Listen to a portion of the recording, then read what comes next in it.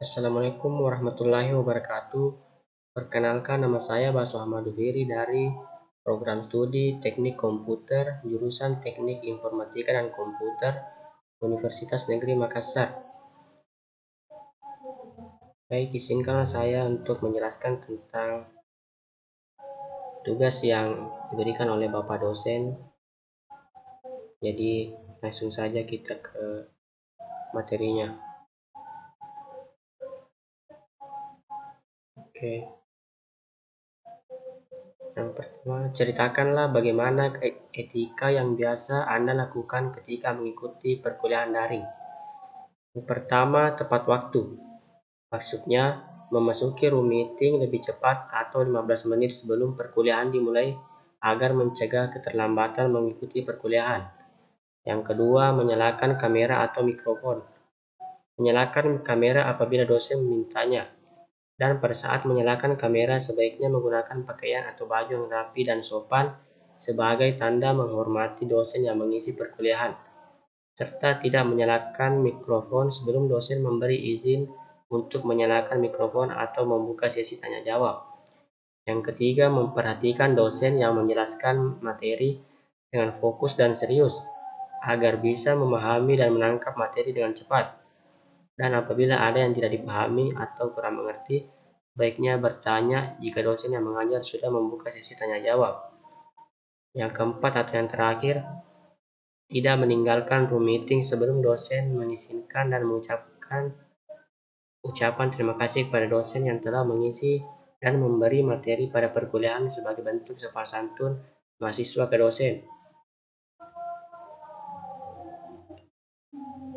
Yang kedua, apakah etika yang biasa Anda lakukan itu sesuai dengan Pancasila? Dan mengapa Anda mengatakan demikian?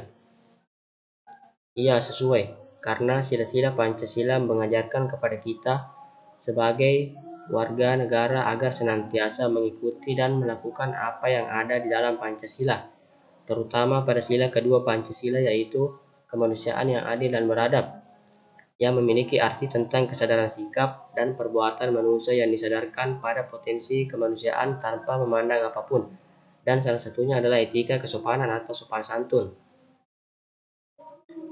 Oke, nomor 3, apakah nilai-nilai etika yang berlaku di lingkungan sekitar Anda telah sesuai dalam Pancasila?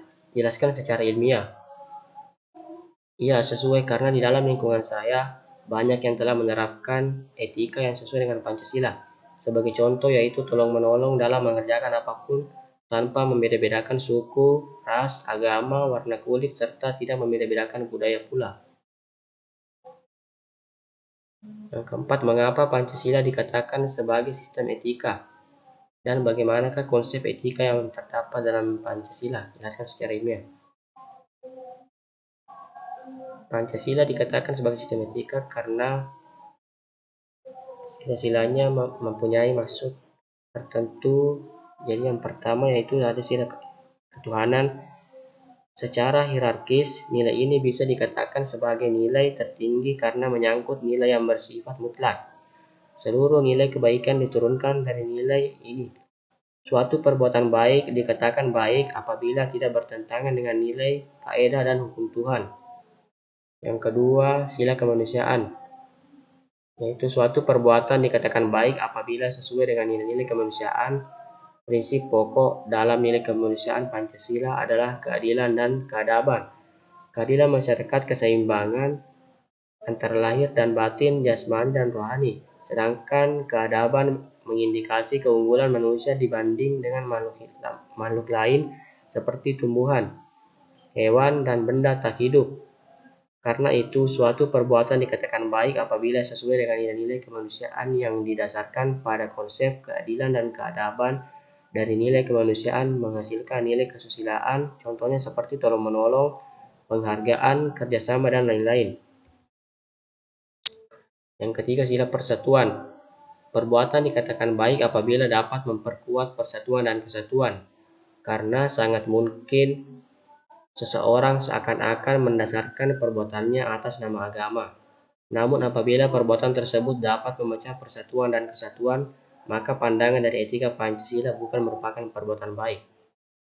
Yang keempat, sila kerakyatan. Dalam kaitan dengan kerakyatan terkandung nilai lain yang sangat penting, yaitu nilai hikmat kebijaksanaan dalam permusyawaratan. Kata hikmat kebijaksanaan berorientasi pada tindakan yang mengandung nilai kebaikan tertinggi. Atas nama mencari kebaikan, pandangan minoritas belum tentu kalah dibanding mayoritas. Dengan demikian, perbuatan belum tentu baik apabila disetujui atau bermanfaat untuk orang banyak. Namun, perbuatan itu baik jika atas dasar musyawarah yang didasarkan pada konsep hikmah atau kebijaksanaan. Dan sila yang terakhir atau yang kelima adalah sila keadilan. Nilai keadilan pada sila kelima lebih diarahkan pada konteks sosial. Suatu perbuatan dikatakan baik apabila sesuai dengan prinsip keadilan masyarakat banyak. Menurut Kolber, keadilan merupakan kebajikan utama bagi setiap pribadi masyarakat. Keadilan mengandaikan sesama sebagai partner yang bebas dan sama derajatnya. Pancasila juga sebagai sistem etika dapat menjadi sistem etika yang sangat kuat. Nilai-nilai yang ada tidak hanya bersifat mendasar, namun juga realistis dan aplikatif. Apabila dalam kajian aksiologi dikatakan bahwa keberadaan nilai mendahului fakta, maka nilai-nilai Pancasila merupakan nilai-nilai ideal yang sudah ada dalam cita-cita bangsa Indonesia yang harus diwujudkan dalam realitas kehidupan. Jadi mungkin kurang lebih seperti ini. Mohon maaf bila ada kekurangan. Wabillahi taufiq wal hidayah. Wassalamualaikum warahmatullahi wabarakatuh.